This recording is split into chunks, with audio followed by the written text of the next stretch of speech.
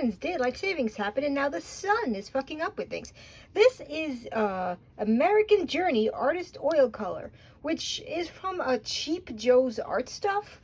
This, I already have problems with this before we even testing the shade, the hue, the quality of it and all that words.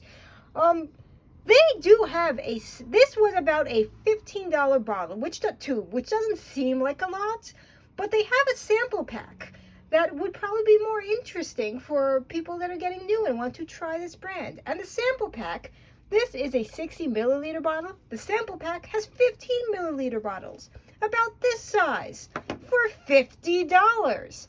And that pisses me off. Because if you want to try the brand, why would you shell out $50 to try a sample pack when you can just buy one of these for 15 bucks? I don't know. I got this at Cheap Joe's Art Stuff during a deal that they had where free shipping on paint. So I just got this Manganese Blue U, which is probably not going to be like the original manganese, but luckily we have an actual solid manganese to test it against. But this was about 15 bucks. That's the average price of their tubes. Some go for higher or lower depending on the pigment, but this is 60 milliliters when most of the time it's about 40, which, you know what, that's kind of nice. Exceptional. Yeah, I'm sure. Bold pigment for making of fine artwork. Yes. Joe Miller approved, whoever the hell that is. PB15, where does this have the pigment? No, good job.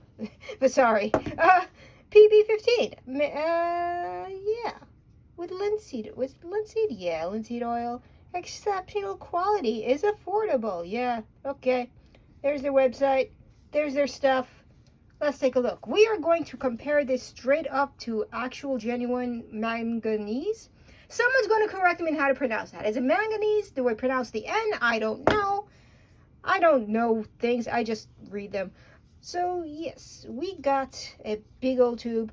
I would not be surprised if this isn't a 1-1 because U's tend not to be 1-1. They tend to be just a little off the closest comparison. Where is my palette knife? I forgot my palette knife. It is over here. There we go. Yay. A lot of oil at the top. That happens when... That just happens. Sometimes too much oil comes up. But no, it's coming. Yay. There we go. Closing the tube. Tube wouldn't close. Yay. Okay.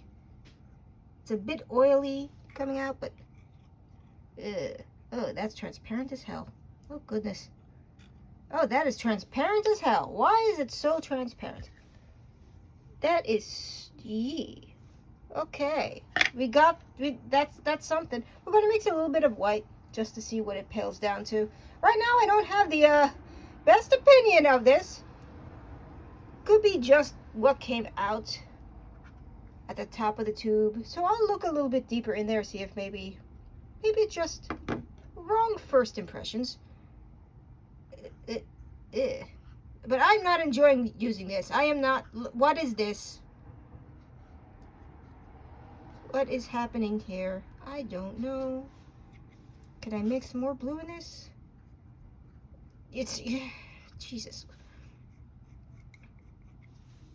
What came out? I'm trying to see it in the light and in the dark a little bit, but it's like...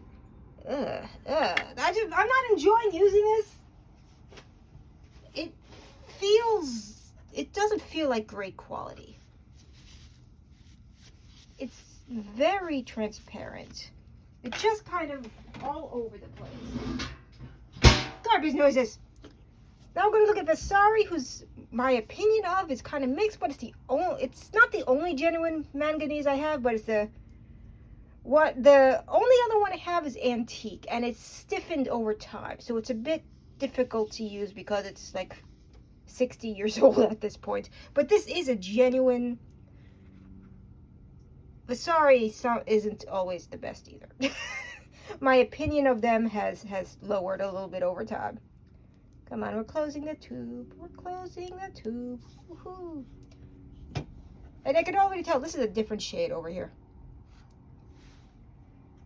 Yeah, Genuine manganese is a little bit deeper. It's a little bit deeper in tone. Gonna see in the dark and in the light.